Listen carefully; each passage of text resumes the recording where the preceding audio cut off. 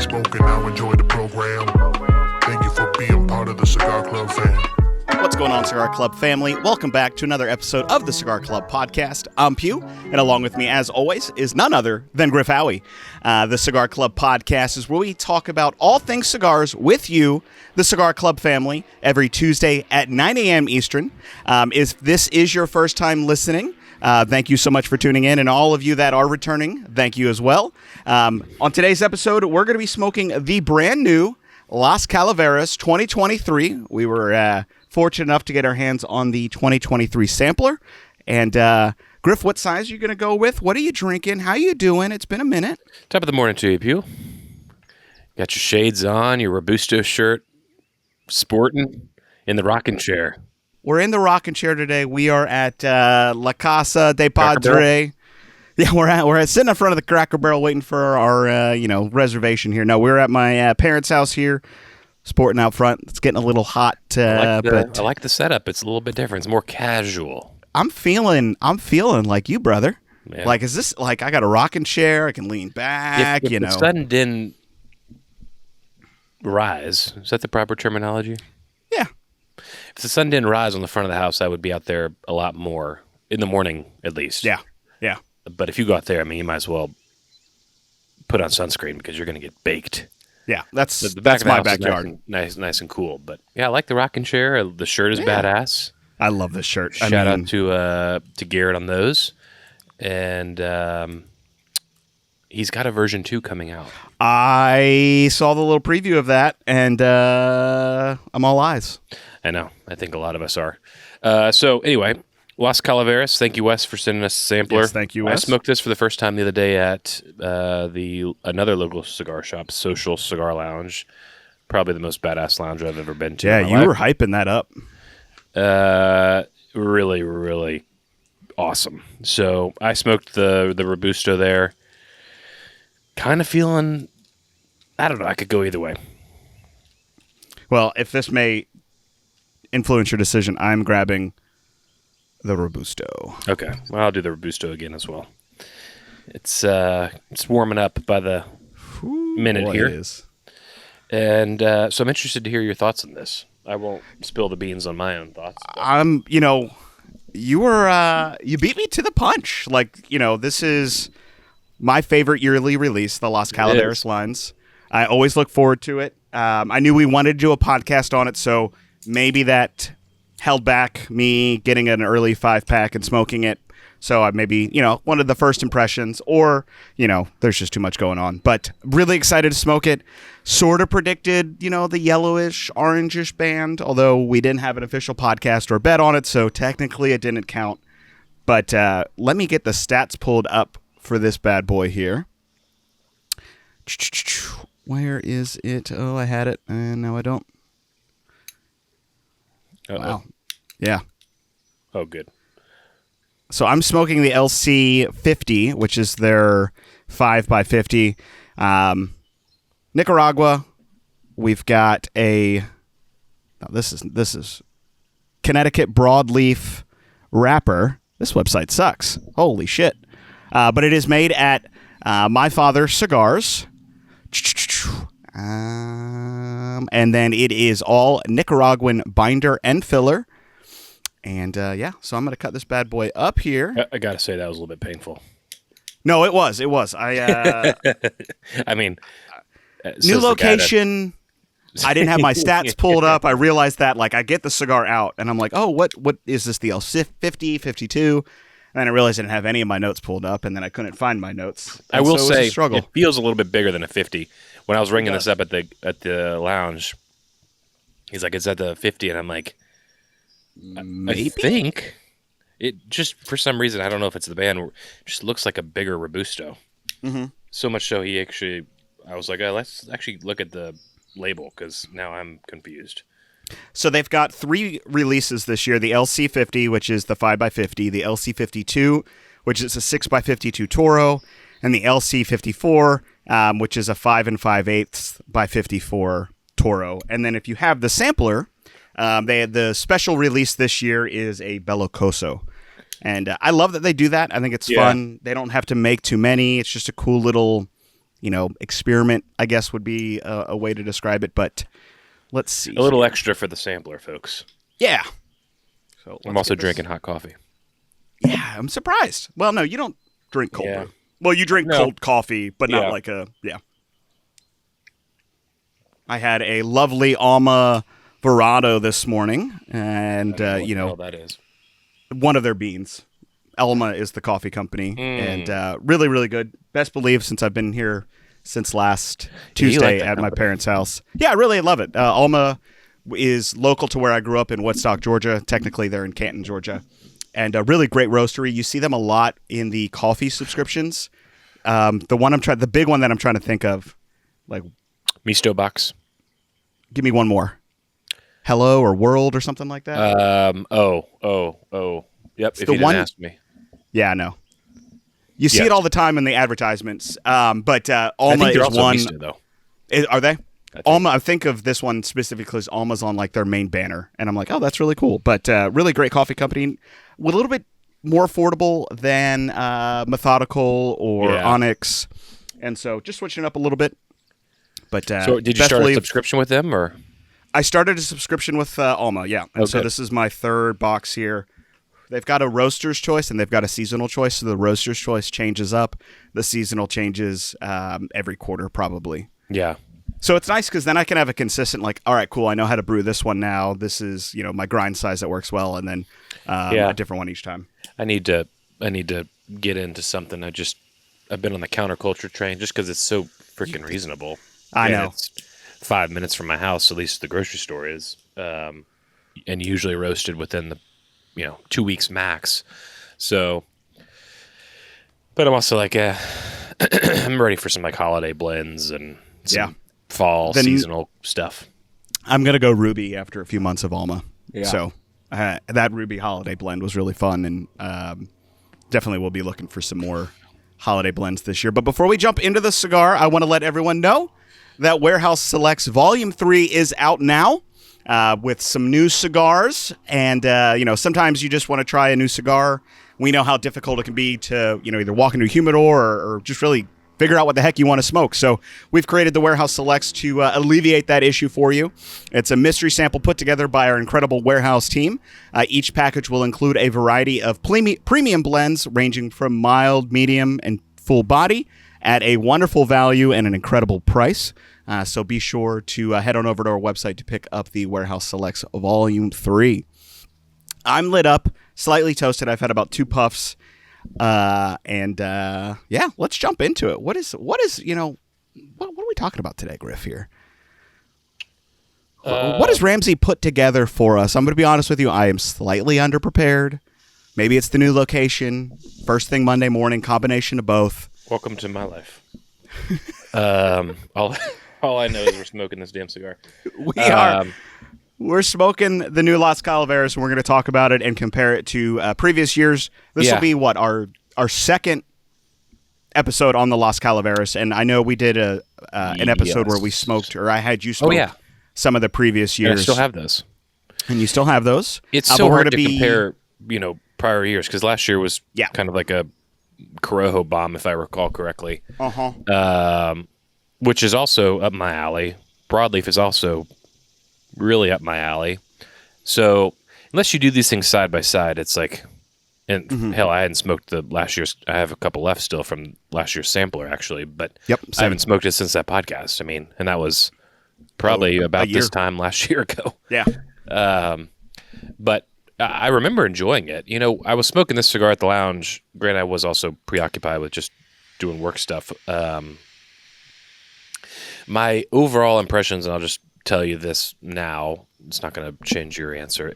I felt like it was a little too, obviously it is a broadleaf wrapper, but I feel like it was a little too in your face on the broadleaf side. Okay. Yeah. I left the cigar with just a little bit of this like broadleaf mouth, if that's even a term. Sure. Yeah. Whenever I smoke broadleaf, a lot of times it can be astringent, it can be drying, and no, I agree. I think it's very difficult to work with broadleaf, especially when you have Nicaraguan tobacco in it, because it's difficult to balance it not being just straightforward punch in your face. You want to have some complexity to it. You want to have a little bit of pullback so that way it's not overwhelming on the palate. But yeah, I'm trying to think. I believe, and I'm not going to Google this because, why not? But I believe the 2018 version was the last version that was broadleaf. That was the green. No, that was Mexican San Andreas, so it was not broadleaf.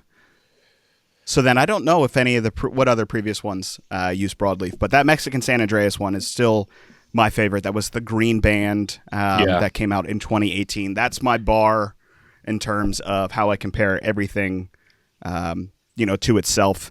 And honestly, I don't think the last 5 that would have been 6 years. Jesus, no, 5 years. None of them have come that close, at least in my opinion. So either my bar is just too high or, that one just stood out in terms of how good it was. So I'm hoping that this one being, similar to a Mexican San Andreas. Yeah. May be up there. I keep hearing what do you think of this year's compared to last year's? I mean, it's like... It's a different cigar. It's apples to oranges. It's not a, Corojo to Corojo just with a different variety or whatever. It's legit very, very different. So I'm both a broadleaf and a, Corojo fan, but there's a time and place for both. It's a good cigar. But again, I wasn't blown away when I first had it. We'll see what I think today on a fresh palate, but... True. Yeah, I haven't had a cigar since Thursday morning, and that's only the second cigar, if you can believe it or not, that I've had since PCA. Yeah, it's actually hard to believe. It's just too hot.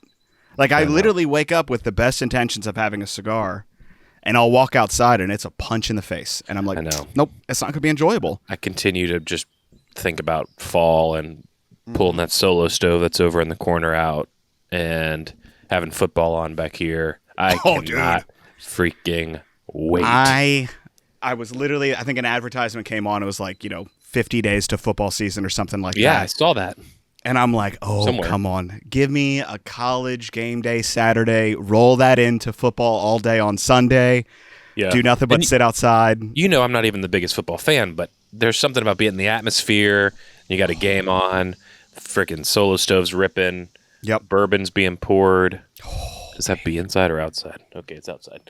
I'm ready for the leaves to change. Yep. Ready for some flannel. Like 65, 70. Scent. Oh my! Are you a PSL? You're not a PSL. There's no way in hell you're a pumpkin spice latte guy. No, God, no. But candle-wise, candle. It is almost candle season. You walk into this house during fall season, it's going to slap you right in the face. Does Meg go for the PSL? She get excited for the Starbucks pumpkin spice lattes?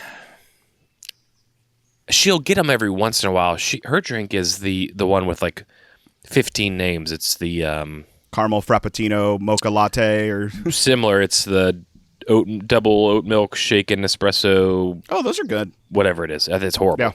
Yeah. That's her drink usually year round, but she'll do a pumpkin spice every once in a while. Yeah, Bailey gets one. She'll get excited just because it's like, cool, I get my one a year, and then they're just too much. It's too overwhelming. It's too calorie. It's too sweet.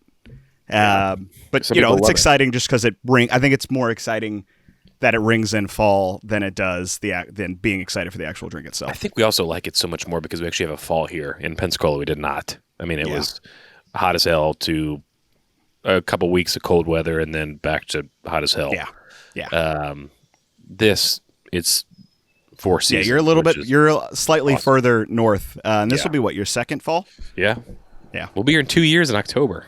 That's crazy, man. I just remember the other day you not bitching, but talking about getting the damn green egg up there and everything that's associated with moving. It's a lot. Which it's still broken. Did I tell you it broke on the way up here? Well, the egg is fine. The nest, the frame, yeah. One of the bolts popped out in transit, and which I strapped it down in the U-Haul pretty well. That was the moving company wanted to charge me like $1,200 to crate it up, and I was like, no, I'll risk it. So I strapped it very, very well. I mean, not overkill, but the nest. Those is things still are broken, and it still holds. I mean, those things are so heavy, man. yeah, they are, and they're one nick, one catch a corner, and it's cracking. Done. Oh yeah. I have to Speaking say. of, Oh, I gotta we'll hear get that about- in a second. We got to get that in a second. I'm I gonna gotta brag this, on that one. This pork butt. Oh my god. Yeah, this episode's not about Calaveras. It's just us catching up. So It is us catching up, and I don't know. I'm feeling relaxed. You're right. I'm feeling like, it's shoulders back speaking a of little fall, bit. it's pork butt season too. I mean, have the Yes. grill ripping, It's game, just the whole thing. there's nothing better. I know. I mean, we get a fall. I wasn't as south as Pensacola was, but we get. It seems like every year it's less and less, and it probably is.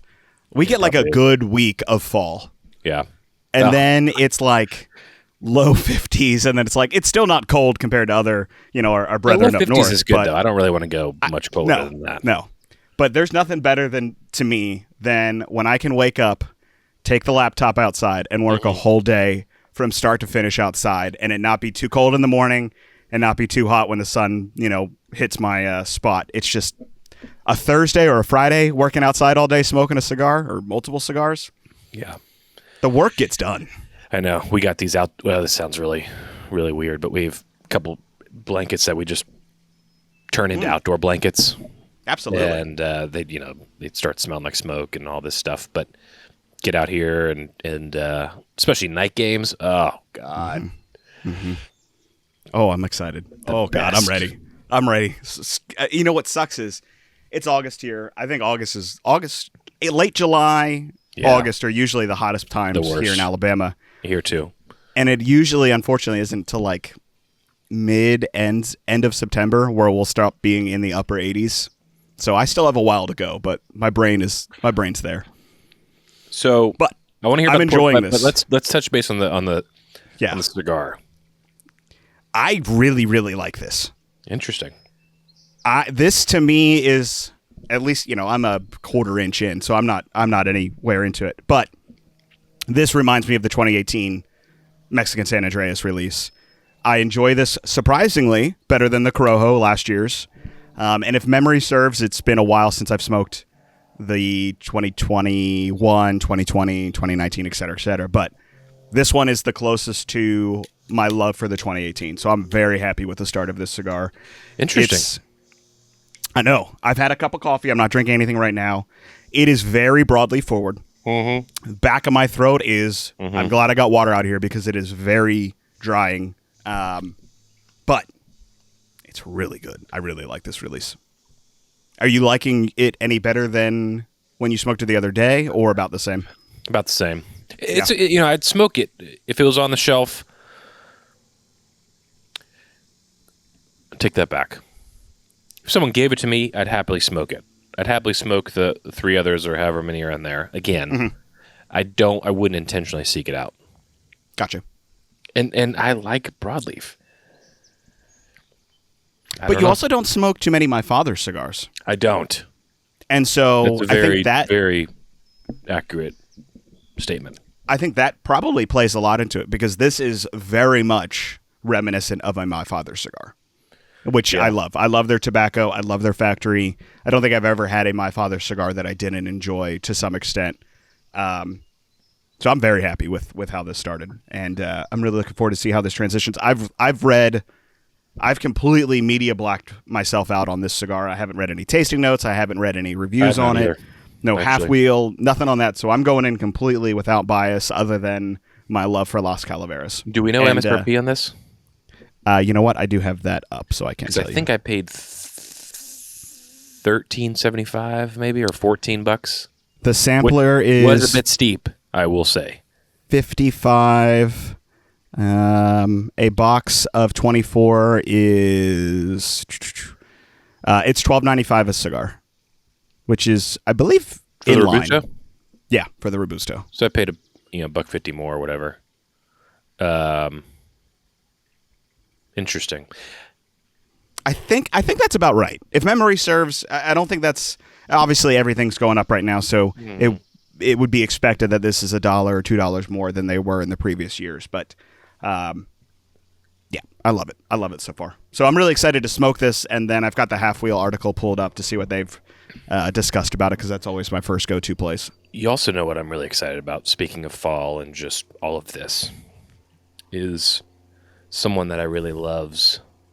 Doesn't make sense. Someone that I really love. His seasonal release. Oh, it's going to be, drum roll, Black Friday 2023 HVC cigars. Which, and you know what? When we were talking to Lorenzo at PCA, he didn't say a peep. No, I'm like, bastard, just give me something. We were like, can we get some information? Do you know? What are you going to do? He didn't even say no. He just didn't even answer. No. Yeah. He's just like, It's coming. Right. It's coming. All right, it's coming. I was like, all last right, year was his first Black Friday out of his new factory, correct? Yeah. Okay, so it won't be this one. And you know what? I needed to just go in and reorganize all my crap, because I think I have maybe one or two. I've got one left, and I'm going to save it so that way I can do it. We can do a little podcast side by side. Yeah, I kind of feel like I'm going to have to commit to a box of those this year. Oh, shucks. I think we already did, to be honest with you. Oh yeah, we might have. I think we may have put in a box. I'm curious his size, because he always goes pretty drastic in sizes. I don't know. I'm just so curious what he's gonna do. Yeah, that's another one that I did not start smoking until I came on board here at Cigar Club. It was one that I always followed because it obviously comes out on Black Friday and people talk about it, but I had never tried it. I think the first was I think we had, when I came on board, there were some 2020s that we had. Yeah. And I believe I smoked that, and then obviously I've had 2021 and 2022. But that 2022 was great. That little red band that he included that year, or last year, I really liked it. Really popped and I forgot about that. Looked different. Yeah, that's probably which I've said it before, that's probably my favorite. I mean, but then you got Fine and Rare, which we saw at PCA. It's going to be killer. Well, you saw it. I didn't see it. But they officially announced it, though, so that was exciting to see them actually post on. That thing's dark. That's not what I expected. The band is, in my opinion, better than last year's. The box is just so killer. They're not doing a special size. I was going to ask on that. So they're all, I think, just Churchills or Toros. That's another good one. Again, it's a little bit different. MSRP is double, but super limited as well. They're only doing 2,500 boxes this year. I don't know what Lorenzo typically averages on Black Friday, but it's not a lot. I mean, it's a lot when you say the number out loud. It's probably like 1,000 boxes or something like that. But like in reality, that's not much compared to what everyone else regular production does. I don't know, man. Just thinking about consistency across the board with brands. There's several brands that I love, but consistency is a big issue. It's, I don't know, it always hits it for me. And he's come a long way over the past 3 to 5 years. I mean, it's opening and buying a factory in Esteli that's next level. I mean, that's competition right there. When that's putting your, that's believing in your brand, and I think that speaks highly to the success he has had, because it's crazy to me when I think HVC. I don't think boutique, but they are boutique. Mm. I mean, it's family run. It's a not a small office, but it's not this huge. We obviously haven't been to their factory or anything like that, but he's boutique as they get, and I love it. I mean, they're rolling every day. Yeah. Yeah, I mean, when we were at the office, I don't remember. I don't want to repeat them because I don't remember. But the numbers were impressive. Yeah, yeah. I love seeing his great guy too. I love that we've hit him up both times at the beginning of PCA. I like that little tradition that we started. We're just going to see him. I'd love to pick his brain just on. All right, Lorenzo, you were Aganorsa was rolling all your stuff at X amount per stick or whatever. What's the math with buying a facility, employing 15 when do you start rollers? To break even? Right. Yeah. Like, clearly it was worth it for him. Oh, absolutely. I mean, the amount of control that he gets now, and not having to, he can just literally go to his factory and go, roll me cigars. I want to, you don't need to, worry about, they're doing production for a different company this day, so we can't make a test blend for you. And you got to believe he's just so great to work with or work for, I would think. Absolutely. I mean, absolutely. He's there a lot from what it sounds like. And And I guess he's still buying Aganorsa tobacco. Yeah, I don't know on that one. I assume as much because it's not like he's acquired a farm in Esley or whatever. Right. I don't know. Does he source all his tobacco from Aganorsa? Surely he gets some. Really? I mean, I don't know. Majority, I think Aganorsa, yes. But I don't know, I'm just trying to think of like another brand that's his size. I'd say Warped is a little bit bigger than HVC. That owns a factory? For sure. Just in the same bucket that he was in prior to the factory. Mm-hmm. Yeah. You know, Kyle's got El Titan, Hostos, and Aganorsa. Yep. You just wonder what his thought, I would assume he would probably say, I'm never going to open a factory. Like, it's a lot of work. What's the pros and cons? And you know, Crowned Heads is in the same boat. Yeah, because it's a lot more than, you're now dealing with hiring rollers, hiring a master blender, keeping your staff, making sure the tobacco gets delivered to your factory. And that's usually, before that was someone else, right? The logistics and all of that are someone else's stress. And now you're bringing that into your fold. And not only are you running a brand, but you're also running a factory too. I mean, the only other brand I can think of is Casa Cuevas. They've got their own factory. Yeah. That's they're a perfect very example. much boutique. They're rolling for other folks. Another family owned from top to bottom. Yeah. That's the only other. I'm sure there are others, but I mean, there are not many. No. It's a lot of work. I mean, talking to Ostos, that's probably the closest person that I talk to that owns a factory. And obviously he just owns a factory, Right. He's got the La Isla brand. He doesn't have La Isla He's not Cigars. the retail side of it. Yeah. And, just talking to him of the craziness that happens as far as regulations and shipping and all this, it's a ton of work. I mean, it's a full job in and of itself. So technically, Lorenzo has 2 jobs now. Which I also love because Lorenzo's main sales guy is a relative. Yeah. His sister is very much... Same with Casa Cuevas. I think that's a perfect example. Right. Lorenzo's mom was there packing Golden Line. Yep. That is so cool to me.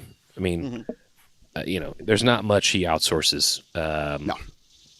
And even seeing his new office in Miami, and he's got the warehouse now, and the massive large, massive, walk-in humidor compared to what he had. It's just been so cool to see him continue to grow, and it's exciting. I agree. Another one, just in terms of yearly releases, for me, it's always been Skyflower out of Warp Cigars, and I did get my hands on the new Moonflower. Oh, did you? Yeah, so I have that. I haven't smoked it yet. It's resting. It actually came in the other day, so nice. I've taken it out of the box because I was home on Saturday, but haven't even thought about smoking it. So I'll probably wait till the fall to smoke that when it's not just disgustingly hot out and I can enjoy it. I do wonder if he's going to do a Lirio Rojo this year. Haven't announced. I think Black Honey's probably going to be the... Yeah, I think so. Just the other release this year, which I'm excited for. Did he do a Lirio in 2021? No, I think it was 2020. I think it was even... it may have been 2020. I was going to say 2018, but I think that's too long. No, I'm pretty sure it was 2020. And then he did 2022. So maybe he'll skip this year and do 2024. Maybe it's every 2 years. Or maybe I think that is my new favorite Warped cigar. I'll go out on the official record and say Lirio is my favorite. It's just... when was the last time you smoked one? 2 or 3 weeks ago. Okay. Fairly recently. Now, that being said, the Villa Sombra is still my favorite Warped cigar, but that's not in production right now. That's OG Warped, though. Yeah. And that's why I like Liro. Right. It just reminds me of original 2016, 2017 Warped when he was getting his hands on some insane tobacco. Not that what Kyle's putting out now isn't as good, but that to me just holds, whether it's nostalgia or, rose-colored tinted glasses, that to me is peak Warped. But I'm excited to smoke Sky Moon. See how that compares to what Skyflower is. I wasn't a huge fan of Moon Garden. I had the Moon Garden Lancero. They were good, but they weren't mind-blowing, so I'm curious to see what the blend of the two will produce and how that turns out. So I'm excited for that. I think if you were to ask me, which you're not, and I'll just tell you my favorite warped cigar, as much as I really love Lirio, there's something about just going and grabbing a stick, unbanded, no cello. Yeah. It's just a great freaking size. It's the 50 count and half wheel. Yeah. I think that adds to it. That's so badass, and I love it. Yeah. I went in last night, opened the box, and just grabbed one. I think it's probably Corto currently. Yeah, that's right. 52 or the original release. So that's what we need to do, and I need to email them and see if we can get a couple of each, because I want to do a podcast like we did on Bits of. Yeah, that'd be a great idea. Corto V1, Corto V2. But I will say, when we lit up Corto V2, the PCA, it's, Corto immediately. Oh, absolutely. Absolutely. I don't think the Vitola changed it at all. I don't know if I really remember Bits Robusto like, oh, this is Bits. Mm-hmm. Right? It was better than the Petite Corona, in our opinion. Yeah. But I don't remember it like reminding me immediately of Bits, from what I recall. It didn't jump out the page. This Corto, the first puff, you instantly knew that. They're both really good sizes. So I think if I had to, without smoking them next to each other, I know which one you pick. If someone were saying you have to make a decision, it'd be the original for me. And that's just because I'm drinking it with espresso. Yeah. It's either espresso or a double espresso, and that cigar usually doesn't line up perfectly because you're putting espresso down pretty quickly, but it's that perfect pairing to me. I don't think there's a better pairing in the world for any cigar. Yeah. Like, I think that they're literally made for each other. And when I think of Kyle, I think of the little warped espresso cups. I'd love to get my hands on those so I could drink some out of it. So I think if I had to choose, it would be that original size. But the 52 is great as well. I'm going to email them after this and see if we can get some, because I'm really curious what we will think about that. I'm kind of with you. I mean, I do like the new size a lot, but there's just it's one of those like, Corto, this is really good in this small size, so it's going to be like you get more of it. Cool, awesome. I know, but the Corto original is just legendary. Size is great. And it took you I remember I pulled your leg for the longest time to get you to smoke that damn cigar. I think I was scared, honestly. Yeah, because it was. I mean, that's his. It's still it's a full-bodied cigar for sure, but it's not. It's not going to put you on your ass. No. Yeah, I was. I think it was the days of, oh man, this thing's small, so it's got a punch, and it does pack a punch. But it's balanced though. Now it's I'll try anything and everything, but I think those were the timid days of I don't want to just be knocked. I mean, this was 2001. I mean, our palates have definitely changed. And that's the other thing. Since then, GR88, for example, used to be one of my all-time favorites. The past several I've smoked, it just, I don't know if it's obviously my palate is changing, but I don't know in what way. Right? I loved GR88s, but I smoked 3 or 4 of them back to back when we went up to the mountains last February, and it just wasn't doing it for me.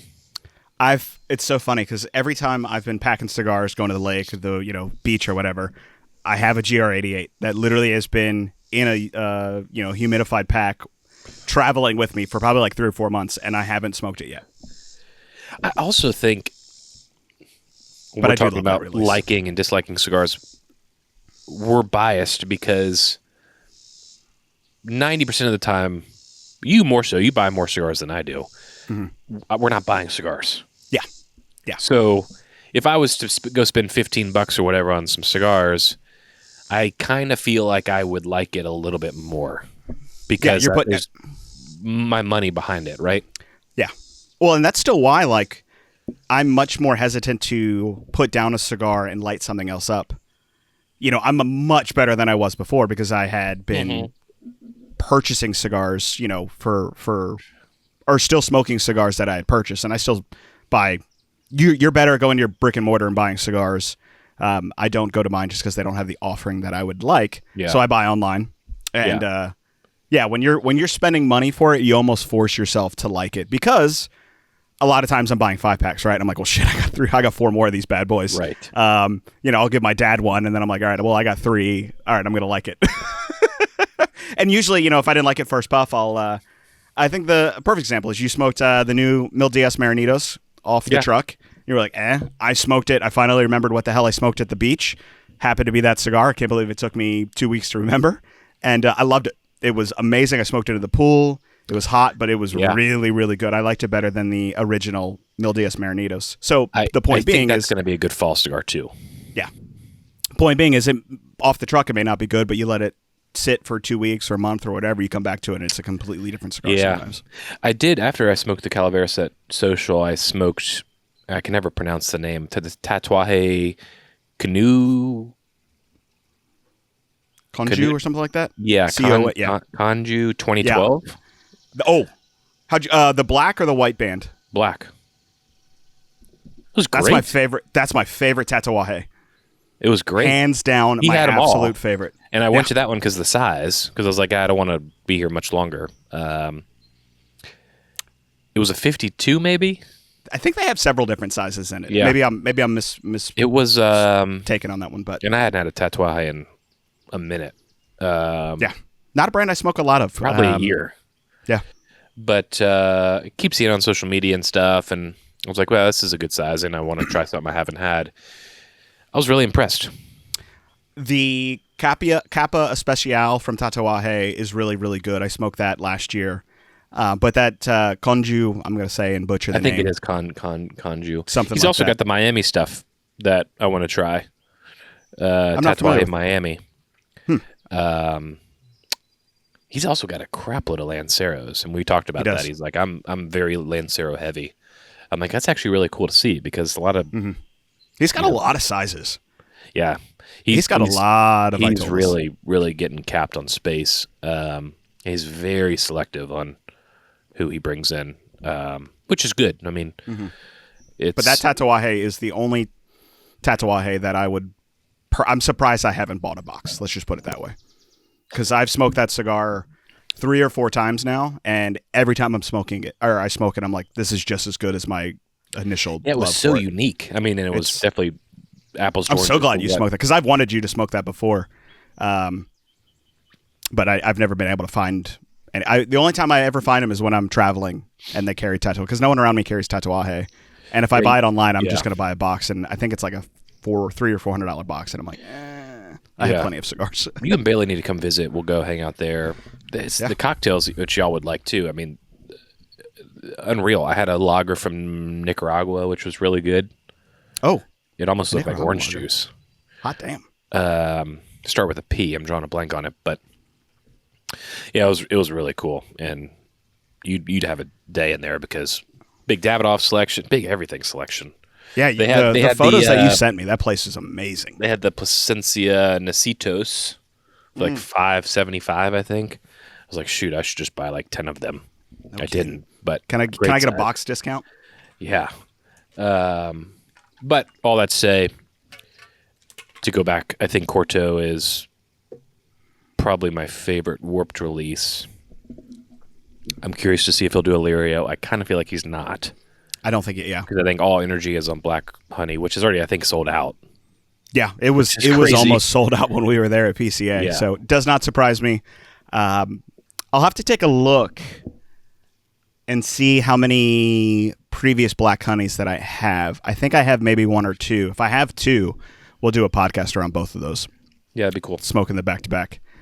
But I think I'm going to make a box purchase going into the winter. And I think it's going to be those Plasencia Necesitos. Yeah. That size was incredible. Or, I don't know, doesn't Aganorsa have... why am I thinking Aganorsa has something small? Maybe I'm thinking of their like factory selects that we want to get. Yeah. But I think I want a small, quick, 45-minute or less smoke for when it's in those like 40s and I'm bundled the hell up. But I want a cigar. They have a Guardian of the Farm. It's called the JJ, which is a smaller. I guess I would probably say it's a Corona Gorda. Yeah. But it's not as small as. I mean, that Necitos, or however you say it, is small. Yeah. It was like a 30-minute smoke. It was that's perfect. the ultimate truck smoke or morning or whatever. Ooh, it is hot.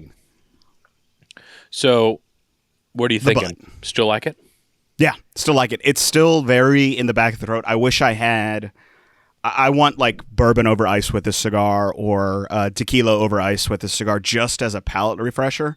Yeah. The water's not doing it, so I think the cigar definitely lends itself to a pairing to really amplify the enjoyment of it, just to break up the That's probably a good call. heavy broadleaf. The water doesn't cut it. My coffee's now cold and I'm not going to drink it, so I'm with you now. But Yeah. what do you think on strength?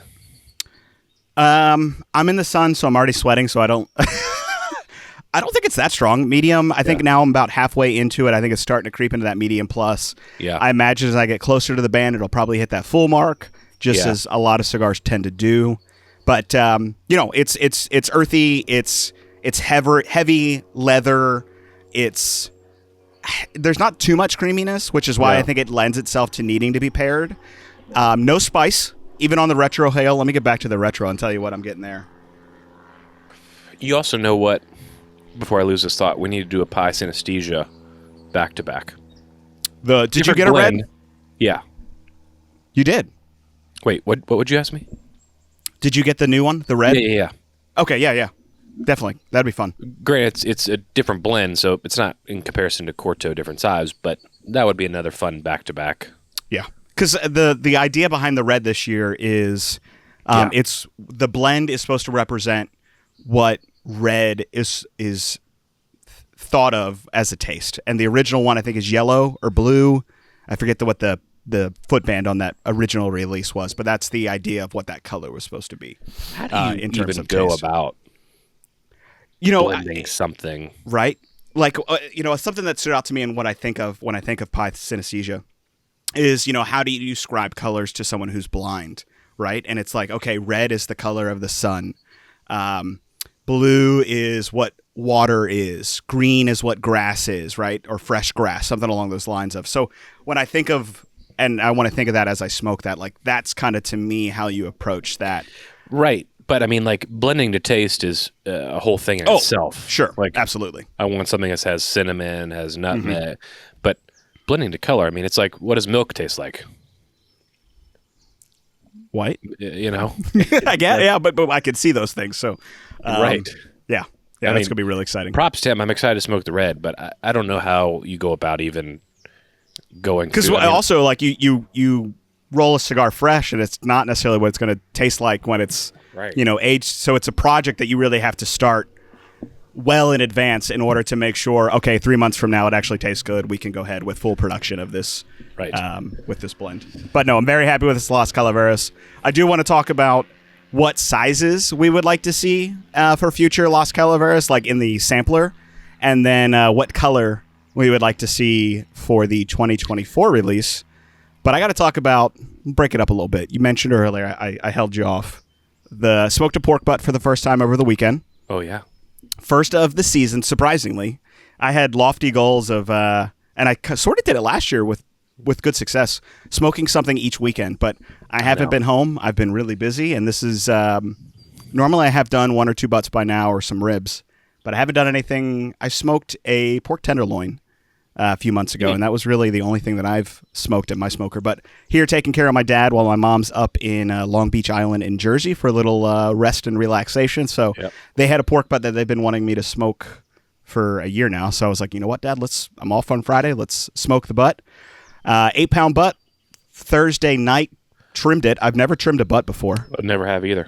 But it had a decently thick fat cap on it, so I trimmed that back a little bit. I felt bad wasting that fat. I was like, God, I'd love to be able to make sausage with this fat. But anyway, trimmed it up, scored the fat, did a mix of Kinder's peach bourbon, which I did like 3/4 of that. I love Kinder's. Sam's has it, so we always buy all their flavors. Yeah.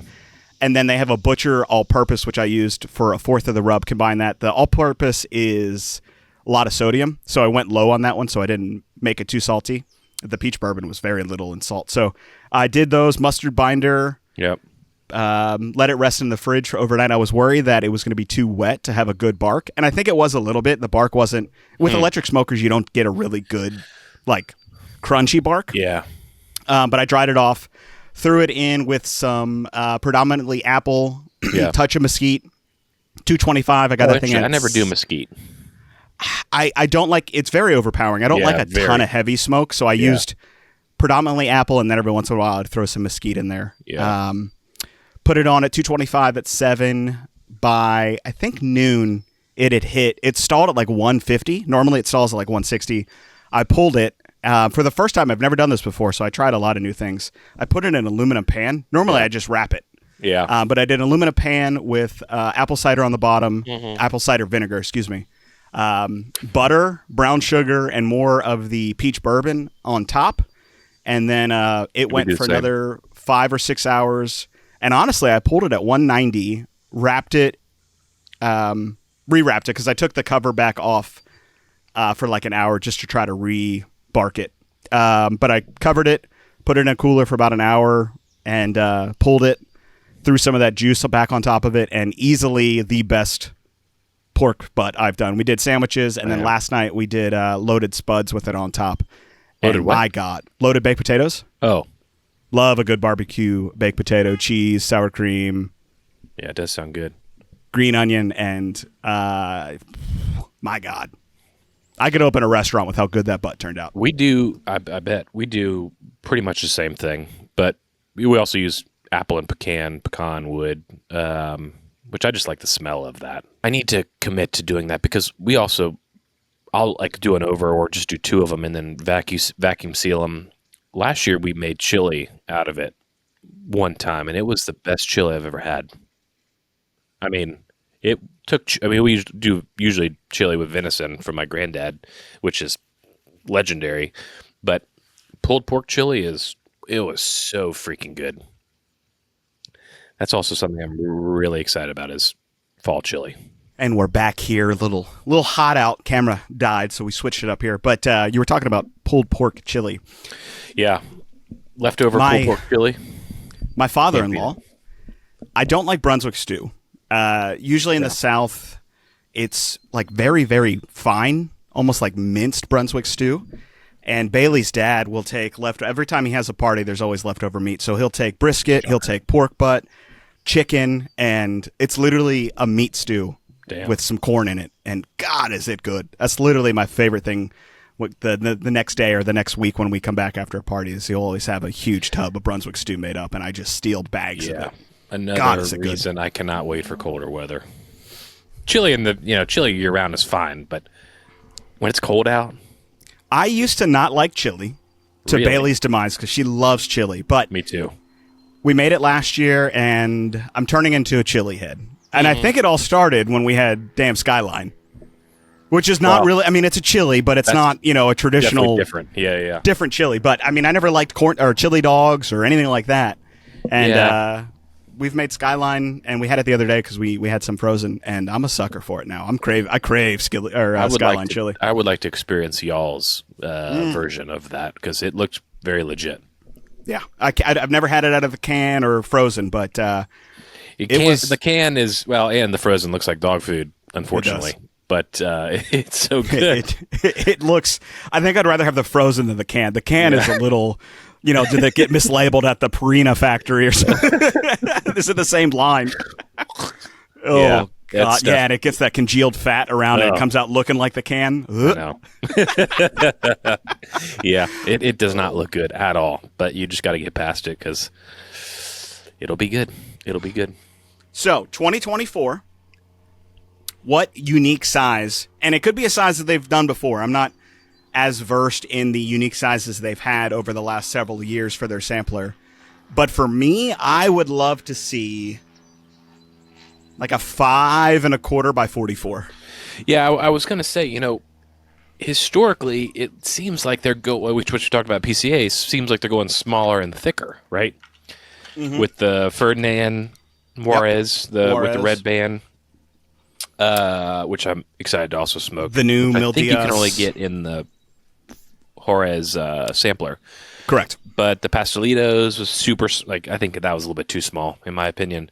Yeah, I'm excited for the new size. It always seems like, granted, this year's broadleaf and those sizes probably would not work. I don't know. It's very blend dependent. It always seems like the cigars in these samplers are so damn big. A little bit too big, for my opinion. So I would like to see, granted, who knows what they're going to do next year. Mm-hmm. Hopefully it's just, I don't know. I would like to see like traditional Corona Gorda, even like a Petite Robusto would be kind of cool. Yeah. Or Grand Corona. You know, I don't know. It seems I like wanna they go a see little bit bigger. And I was either a 109 cap, Yeah, that'd like be cool. traditional Cuban size, or a 44 ring gauge, just to see. I mean, obviously, I wouldn't want a 44 ring gauge for this Connecticut broadleaf, but if he's doing, another Corojo style cigar, or right. anything that's going to be like straight medium, I think really works well in a thinner ring gauge. This cigar in a Lancero, I think, could be really, really good. Lanceros, I feel like, can hold up to a smaller ring gauge with some of these, darker Connecticut broadleaf wrappers, Mexican San Andreas wrappers. They tend to not be as overpowering just because the filler content's a little bit less. Obviously, you can blend this to be in any size. You may not be able to do, all Nicaraguan fillers. You may need to put in some filler or binder in there that breaks up some of that broadleaf. Yeah, I'm still. My mouth is just. I mean, again, it is a full body in terms of flavor, not strength. It's very earthy. It's very leathery. All of those flavors that are I want to are associated with like earth. Yeah. Just heavy flavors. It's there. There's not, it's not a chocolatey cigar. It's not a chocolatey sweet cigar like Magic Toast could be, or Rodriguez Maduro Serie 84. But it's good. I also kind of feel like my palate is changing to the point that I just enjoy and want cleaner cigars. Yeah. Right now, like this cigar, foolproof, high proof bourbon. This could be a great cigar with Elijah Craig barrel proof. Oh yeah. It could be a great cigar with Weller 107. Anything 100 proof plus would be really good. Or honestly, this cigar with the Añejo that we drank at PCA over the Casa 1910 booth, the Jose Cuervo Especial Family Edition Extra Añejo would be really, really good with this. I'm going out on the record and saying this is not a morning cigar. Didn't do great with coffee. It's also not a really good cigar as I bake in the heat. Yeah, right. But it is. Let me rephrase that. The cigar itself is fine. It's not, the morning isn't ruining it. It's just a little bit more than I want when I'm sweating my cojones off out here. Yeah. But yeah, a 44 ring gauged or a 109 cap. I really want to do my project for myself coming up this year is to work an exclusive with someone that I can do a 109 cap with, because I really want to blend a 109 capped cigar. I think that'd be really fun. I've never done anything like that.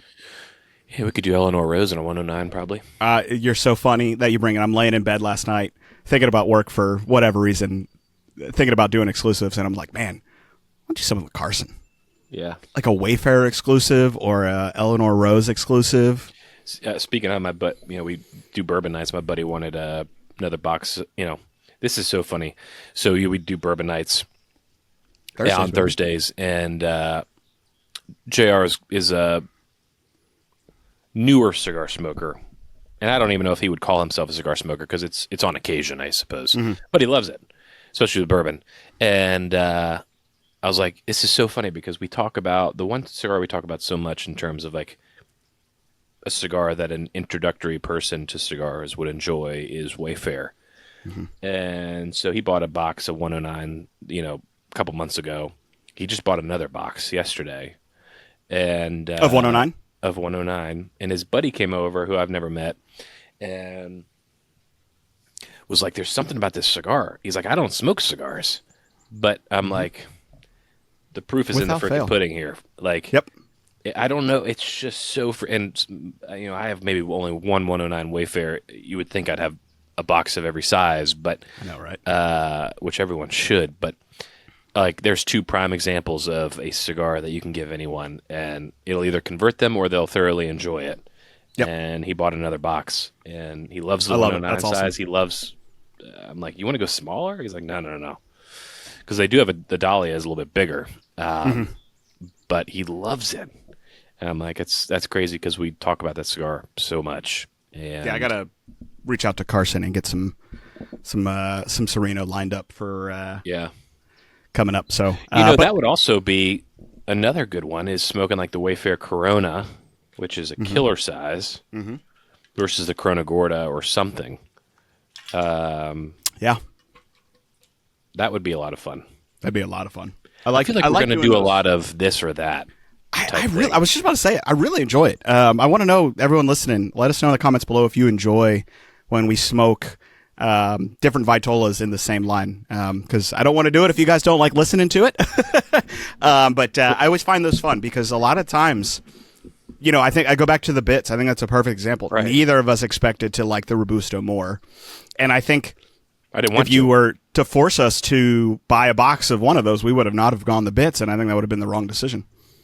Yeah, and there's really no other way because no one ever smokes back-to-back sizes. It's usually back to back with a different cigar, Or not even back to back, but like at the same time. Right? Yeah, true. Yeah.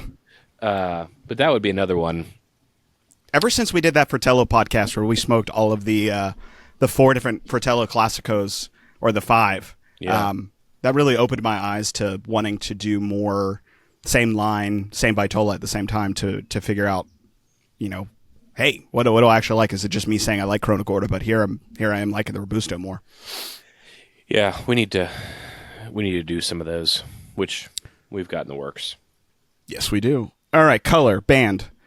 2024 Las Calaveras. I know it really all depends on the wrapper. I imagine John picks the wrapper and then picks the color to go with it. But any idea or any colors that you would like to see? I'd like to see like a hunter green. Yeah, like a dark. Yeah. Trying to think if I have a dark green around here. I do not. God, what would I like to see? Or even something crazy, which would never happen. Camouflage. That would be kind of freaking badass. That would be cool. Like a multicolor schemed. Yeah. I don't think he would just because traditionally he hasn't, but that could be really cool. Because there's so many different camo. It doesn't have to be like a green and brown. God. What color would I like to see? That's a tough one. Because I'm trying to think of all the colors that he has. And if there's a color that like is complete, like, a lavender would be cool, but then I can't remember how dark the purple band was from a few years ago. Yeah. I'm going to go out on a limb here and say he's done teal. I love the color teal. I'm looking at like colors around me to see if I can pick out a color. I'd like to see a dark hunter green. I'm going to say not a dark hunter green, but like he's done the powdered baby blue. I would like to see a dark like navy blue. I think that could be really cool, especially if it's a lighter shade wrapper. I like having, if it's a dark wrapper, a lighter band color, primary color. So if it's a Corojo, a light Corojo, I think a royal navy blue could look really, really cool. Yeah, that would be cool. I'm not going to put any money on it. Nah. Or bourbon, but no. I think that'd be really cool. Well, I think we know your thoughts on this cigar, my thoughts. I think, the feedback has been great from what I was talking with Wes about. Rightly so. I just don't think it's for everybody. I mean, Yeah, I agree. Not for everybody. I think that's a spot on evaluation. It's not for everyone. I think I'm going to really enjoy this cigar in the cooler weather with a higher proof bourbon. Not for me in the morning, although I'm thoroughly enjoying this. It's not as good as 2018, but I think it's my favorite release since 2018, which is surprising because I would not have expected that. Yeah, I would have assumed the Corojo would have been, but I need to revisit that, so maybe it'll sneak back up there. But very enjoy it. Shout out to Wes at Crowned Heads Cigars. Thank you again for sponsoring this episode with the samplers for Griff and I. But before we wrap things up, we do have not only a giveaway, if you've stuck around, thank you if you have, but we also got a question of the show. This comes from Luke Schneider. Could you let me know what are 3 to 5 cigars in the $15 to $20 range that would be great for beginners to distinguish good from bad? I don't know if we'll be able to give you 3 or 5 immediately off the top of the dome. $15 to $20. That's $15 to $20. That's a good price range in terms of starting to branch out from an everyday smoke to more of a premium, higher end premium cigar. Good from bad's going to be hard for me to conceptualize because I think there are plenty of $8 to $12 cigars that smoke better than a $10 to $15 cigar. But something that stands out as like really high quality, anything from Plasencia usually can fall into that $15 to $20, $22 range. I think Almaforte has some sizes that are under $25. Davidoff Nicaragua is one that I talk about all the time. Davidoff Yamasa you should be able to find for $18 to $20 is a really, really great cigar. that Yamasa wrapper that they use is unlike any other cigar wrapper, in my opinion. I think both of those are really good standouts. Trying to think. I mean, I'm just going back to also PCA, Domaine Rouge is in the high teens, depending on the size. That's a great cigar. If you like Habanos, phenomenal cigar. I would also say a Tatuaje I smoked last week. I'm even going to say something that we don't carry or don't talk about often. I definitely think there's time and place for like a Liga Privada T52. You can get in that price range. That to me is a phenomenal cigar. Smoke 14. It as soon as you buy it. Yeah. 14 to, depending, you can get like the double Corona, which is probably up there in the 20s. That's a phenomenal cigar. I'm trying to think. All of Dunbarton stuff is usually in high teens. Yep. Anything from Saka. I would definitely say that's good. I'd say it's a great category. And a good variety in terms of flavor profile too. So if you prefer a darker cigar, you could go the Saka Day, Paladin. I think is around that 20 to 25. Sombresa Blue, I think is around 15. That's an amazing morning cigar with a cup of coffee. I'm looking at the wrong camera every time. Thank God I've got sunglasses on. I'm looking at my normal one. I didn't notice. Great. Sombresa Blue is a good one for morning. So a really good wide selection and variety of time of day smokes. I'm trying to think of something that we don't normally talk about. My father's cigars I really enjoy. Usually they come around the $13 to $15 range. So if you wanted something on the kind of lower end of that price point, Davidoffs usually come in around that. The Davidoff like Aniversario, the Colorado Claros are really, really good. One that you love, Dom Patron. Dom Patron out of Lampert. Amazing cigar. Any time of the day cigar. El Gringo, if you want a smaller size. If you don't necessarily want a Toro, the El Gringo is going to be the Robusto version. Same line, Costa Rica. Amazing. Literally walked over to their booth at PCA and I immediately was like, hey, can I get an El Gringo or a Don Patron? And I damn near finished that thing on the show floor. Yeah, it's a big cigar too. Mm-hmm. There's just so many. I mean, and it's all so subjective. The fact that I don't love this cigar and Pugh loves it, it doesn't mean anything. It's just so personal preference, which I think you would honestly think the opposite, that I would freak out and love this cigar and you maybe not so much, but which is also crazy. So another, once again, to the same point, like not your favorites or really you don't like them, I would probably venture to say, but any of the Padrones, the 1926s or the 1964s have cigars in that price range, which are really reminiscent of really good Nicaraguan tobacco. I think Padrones tend to taste very similar and are very consistent in their flavor profile. You could probably put a 26 and a 64 in front of me, and I probably couldn't tell you that there was a difference between the two, but those are cigars that you can find at pretty much any brick and mortar and be very happy with a higher premium Nicaraguan cigar. Yeah.